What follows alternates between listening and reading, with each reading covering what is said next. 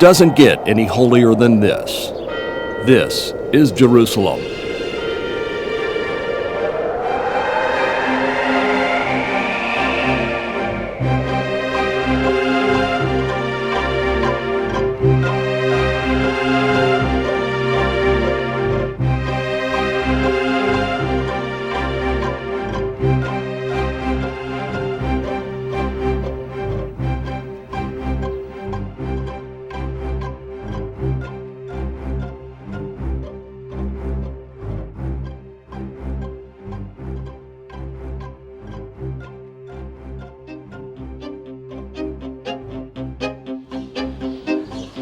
Jerusalem is a divided city, a city of paradoxes.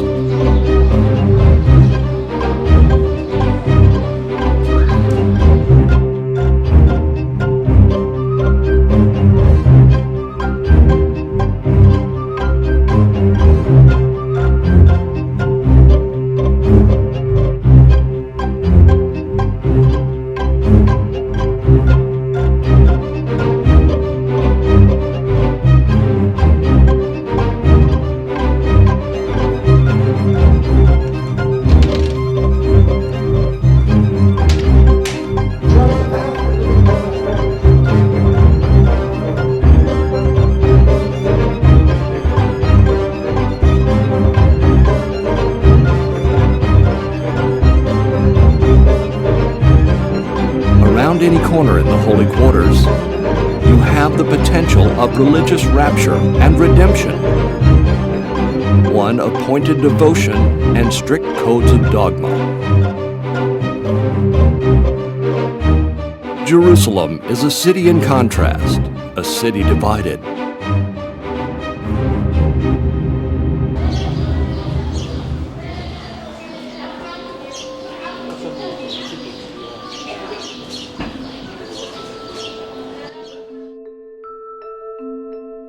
Upon seeing the city of Jerusalem for the first time, Dave wrote, "It was under a full May moon from the back seat of a Mercedes. The limestone walls of the old city were awash in blue moonlight. Air was still, humid and warm. And the sound of traffic, mixed with shouts of Hebrew and Arabic, that became the exotic soundtrack for my assignment to film in Jerusalem."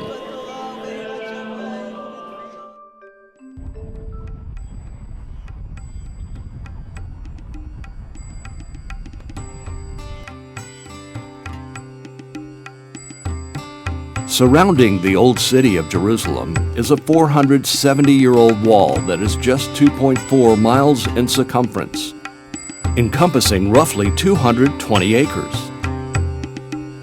Recently, archaeologists have rediscovered from a 19th century dig the remains of a wall that surrounds Jerusalem, dating back more than 2,000 years. Jerusalem has 600,000 residents. About 40,000 of those live within the old city wall.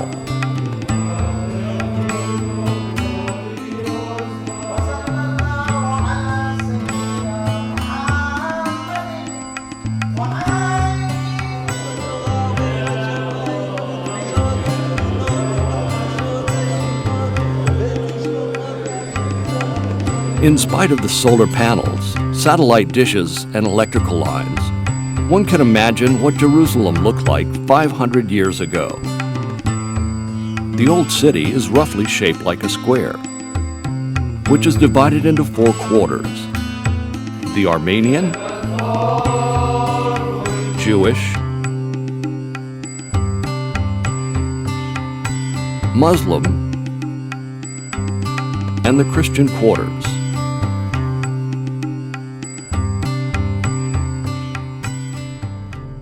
Jerusalem is the capital of Israel, while the Palestinian territories claim Eastern Jerusalem as their capital. Jerusalem is home to the world's most sacred sites: the Temple Mount, the Western Wall,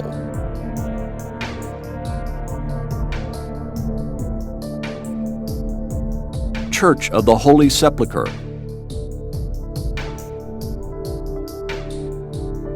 and the Dome of the Rock. The most iconic image and undoubtedly one of the most photographed buildings on Earth is the Dome of the Rock, or Haram el-Sharif. Haram el-Sharif is considered by the Palestinians to be in Palestine, eastern Jerusalem. For Christians, Jews, and Muslims, it was at this location on Mount Moriah that God tested Abraham to see if he would be willing to sacrifice his son Isaac. For Muslims, it was Ishmael as the one through which God's covenant would be fulfilled. According to biblical accounts, this event led to the construction of the first temple by King Solomon in the 10th century BCE. In 586 BCE, the first temple was destroyed and eventually replaced by Herod's temple, or the Second Temple, around 19 BCE. For Christians, the Temple Mount is where the young Jesus impressed the sages and where he spent the last days of his ministry. The Last Supper, the crucifixion, and the resurrection all took place within sight of the Temple Mount. During the Roman siege of Jerusalem in 70 AD, Herod's temple was completely destroyed and the location fell into Islamic control.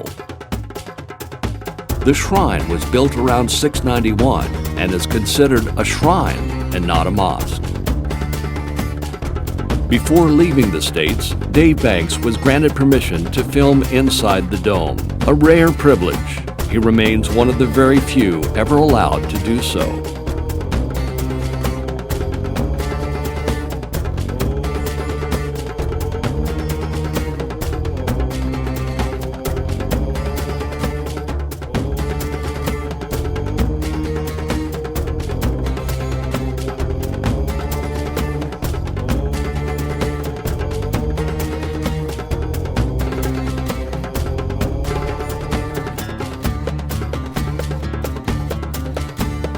Directly under the interior of the dome is the rock, the natural crown of Mount Moriah.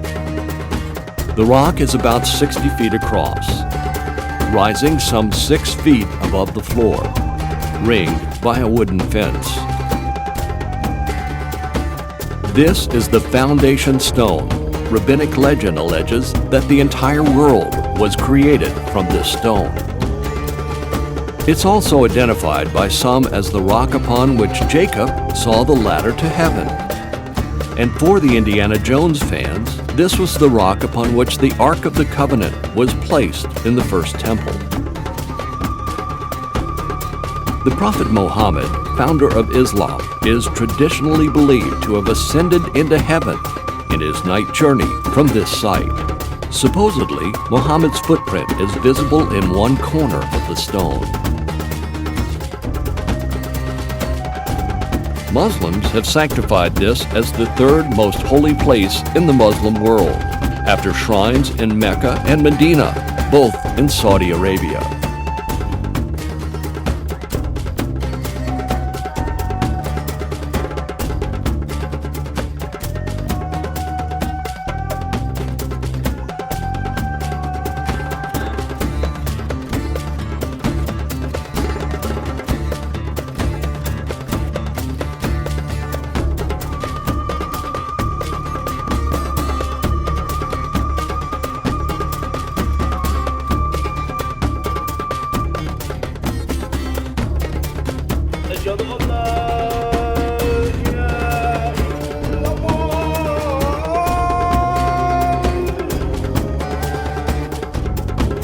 The Al-Aqsa Mosque, where prayer is offered, is located to the south.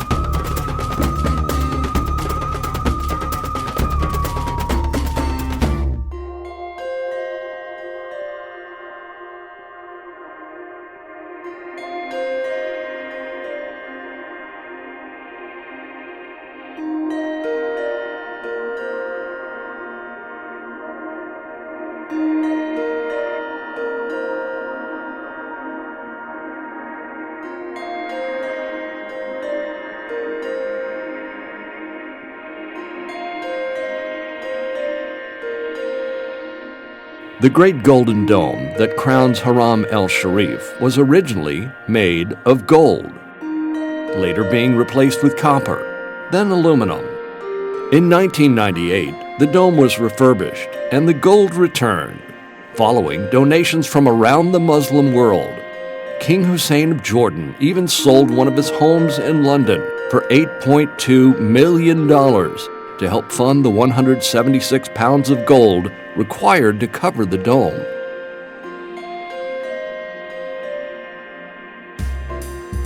The next stop on Dave's journey is Warren Shaft, located on the outskirts of Jerusalem in the village of Silwan. שהיו בדרכם לביצוע פיגוע התאבדות ועצר לחץ אמריקני כבד מופעל על ישראל הגיע להסכם העברת אחריות בשטחים בעזה. Close to the border. The security officer chased the terrorist and wounded him severely.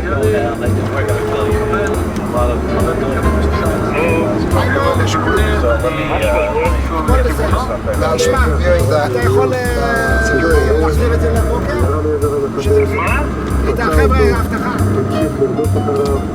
מצטרפים למרדף גם תושבים מבאקה וכוחות משמר הגבול שלוכדים את המחבל. נפגע קשה מאוד מכדורי המאבטח. In 1867, a 27-year-old lieutenant, Charles Warren, a British military mining expert, came to Jerusalem to explore its history and to conduct the first major excavation of the city. Commissioned to dig at the Temple Mount, Warren was prevented in doing so by the Ottoman Turks, who controlled the city at that time. But Warren learns that local law allows landowners the right to do anything on their property. Warren finds a willing landowner on the south end of the old wall, and while hiding behind prickly pear cactus, Warren begins the dig. Warren and his team sank shafts around the Temple Mount, digging down through more than 130 feet of rubble to reach bedrock. When Warren hit bedrock, he continues to tunnel until he hits Gihon Springs.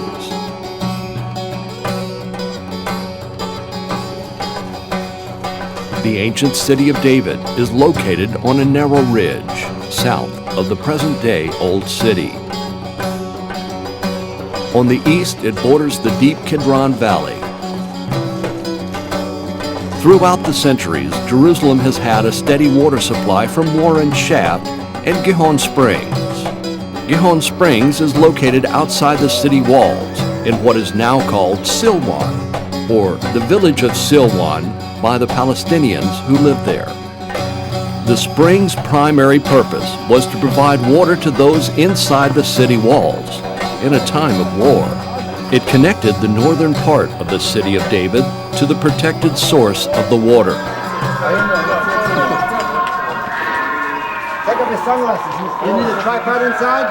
You need light inside. You need a tripod inside? You need light inside. Yeah, machine יש ביטחון אחד בחוץ. Yes. שיסגור את הדלת. מישהו ישמור פה בכניסה, יתחזק את הכניסה ישראל. The ground is uneven and slippery, problematic enough for those retrieving water hundreds and thousands of years ago.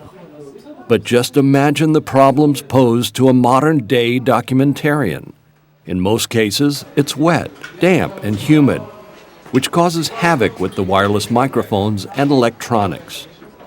And if not careful, the lens of a camera will fill with condensation, making the image glow with an aura decidedly unheavenly.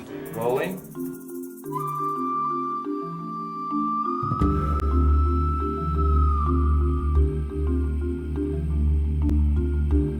From Gihon Springs runs a short, irregular tunnel leading to a vertical shaft that goes straight up about 40 feet. This vertical shaft is Warren Shaft. An individual standing on a rock platform at the top of the shaft could drop a bucket on a rope and draw up the water.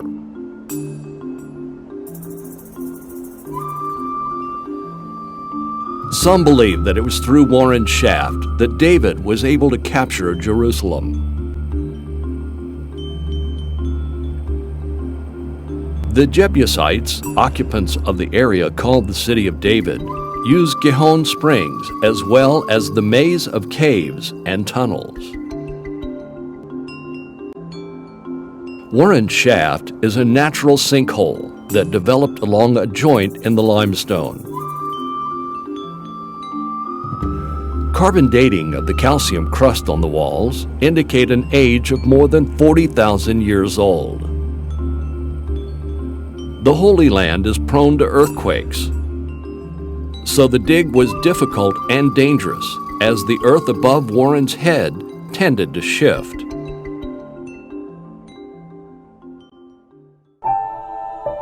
The people who knew of the digging noted he was always underground, nicknaming Charles Warren the Mole. Rolling.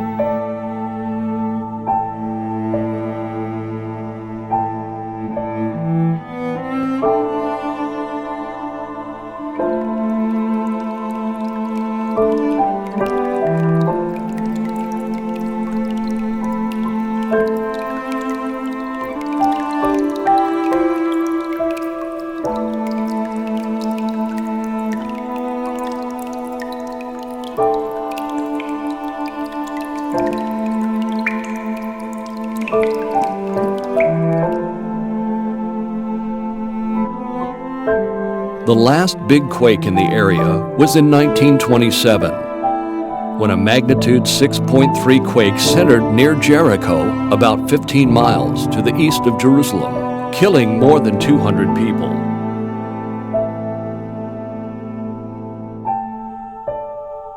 A geological survey says the heart of biblical narrative, Jerusalem's Old City, would be among the worst hit parts of the city in the event of another earthquake because it rests not on solid rock, but rather on layers of debris left behind by ransacking armies.